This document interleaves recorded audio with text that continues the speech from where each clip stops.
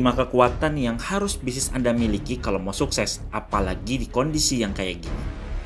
Tapi ini versi saya ya, bukan versi buku bisnis, versi teori orang pinter, atau versi siapapun.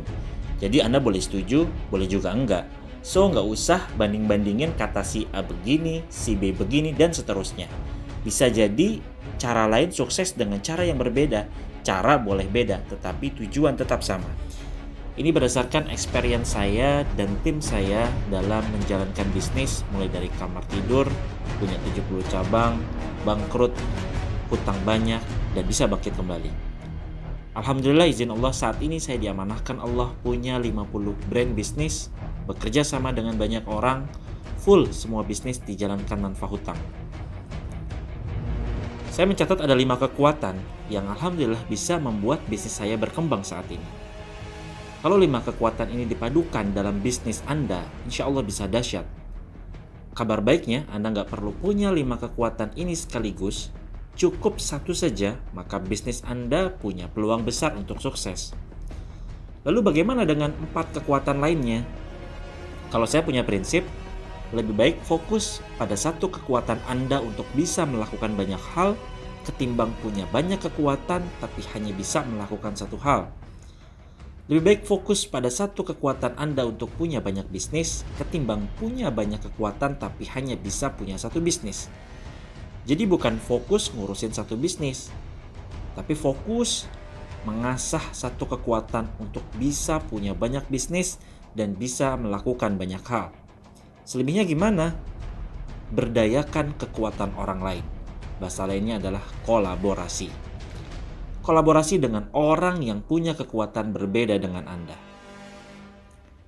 Kalau punya banyak kekuatan, terus bisa melakukan banyak hal dan bisa punya banyak bisnis gimana? Ya malah keren justru. Cuma saya pribadi ngukur diri, jadi cukup satu saja kekuatan yang saya fokuskan. Alhamdulillah kalau diingat-ingat kekuatan yang saya asah cuma satu. Tapi izin Allah saya diamanahkan banyak bisnis. Ada yang bidang kuliner, digital, pendidikan, pelatihan, kesehatan, fashion, pabrikasi, sampai ke bisnis yang langsung transaksinya sama Allah yaitu yayasan pesantren. Saya nggak ngerti teknis A sampai Z-nya semua bisnis yang Allah manahkan ke saya. Dan emang sengaja, saya nggak berusaha untuk ngerti karena terlalu pusing buat saya dalamin itu semua. Saya fokus di kekuatan saya saja, karena bagian lainnya sudah ada yang fokus ngurusinnya. Sehingga saya bisa buka bisnis yang lainnya. Oke, silakan simak langsung saja apa 5 kekuatannya. Yang pertama, kekuatan otak-atik model bisnis. Alhamdulillah, Allah titipkan kekuatan ini kepada saya. Kebiasaan saya otak-atik model bisnis. Kerjaan saya setiap hari perhatiin perilaku market, terlebih di kondisi begini yang cepat banget berubahnya. Jadi, cara main bisnis pun berubah. Kerjaan saya main Facebook, main IG, YouTube, kepo-kepoin banyak hal supaya bisa dapat ide bisnis, otak-atik model bisnis, cari orang yang bisa diajak kolaborasi dengan saya sehingga apa yang saya pikirkan bisa tereksekusi. Alhamdulillah banyak yang secara bisnis dan produk awalnya recehan, karena di otak-atik model bisnisnya bisa berubah jadi miliaran. Memang perlu latihan yang lama, studi kasus yang lama, latih insting yang lama supaya punya atau menguasai kekuatan ini. Kekuatan yang kedua adalah kekuatan produksi. Kekuatan saya hanya di ide, saya nggak bisa buat produk. Sehingga saya hanya ada 2 bisnis yang saya punya dan itu murni dari produk saya. Selebihnya saya berkolaborasi dengan banyak orang yang memang jagonya di bidang ini. So buat Anda yang punya kemampuan ini, latih terus sampai Anda betul-betul expert. Produk Anda betul-betul bagus. Dengan begitu Anda menjadi magnet buat banyak orang berkolaborasi dengan Anda. Kekuatan yang ketiga adalah kekuatan eksekusi dan manajemen. Saya juga termasuk orang yang gak telaten dengan hal-hal detail dan gak mau ribet dengan urusan perintilan di manajemen. Saya berkolaborasi dengan orang yang memang expert untuk mengeksekusi sesuatu dan seneng urus-urusan ribet di manajemen.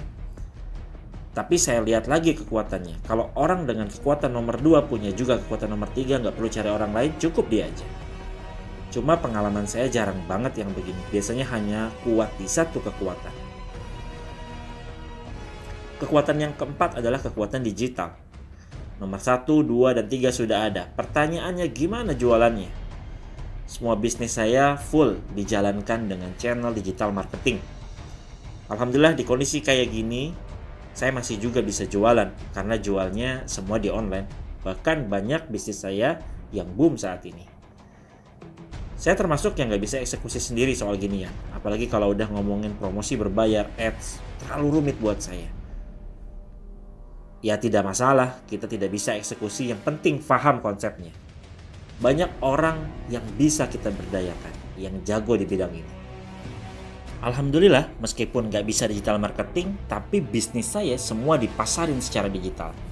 Pengusaha nggak perlu pinter, cukup pinter cari orang pinter, maka Anda kelihatan jadi orang pinter.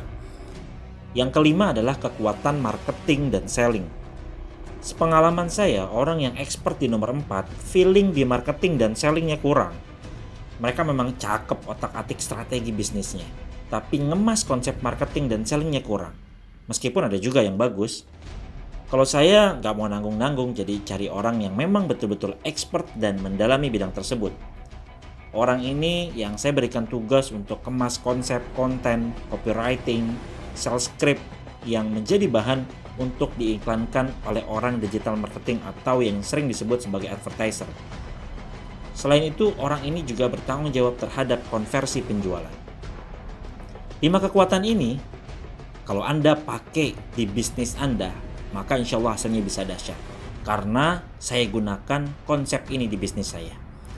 Oh ya, ada satu yang saya nggak masukkan ke dalam 5 kekuatan tersebut. Karena nggak sebanding kalau saya masukkan. Kekuatan ini di atas kekuatan-kekuatan lainnya, yaitu kekuatan pertolongan Allah. Kesimpulannya, kalau satu saja dari 5 kekuatan yang saya sebutkan Anda punya, maka Anda bisa berpeluang untuk bisa sukses. Dengan cara apa? Dengan cara kolaborasi.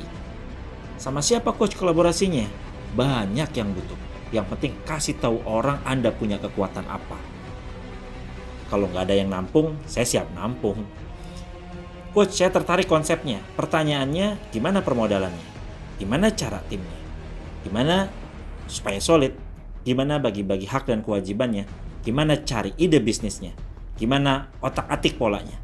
Gimana dan seterusnya pertanyaan Anda. Pasti banyak pertanyaan yang mungkin saat ini ada di benak Anda. Wah, itu ilmu mahal.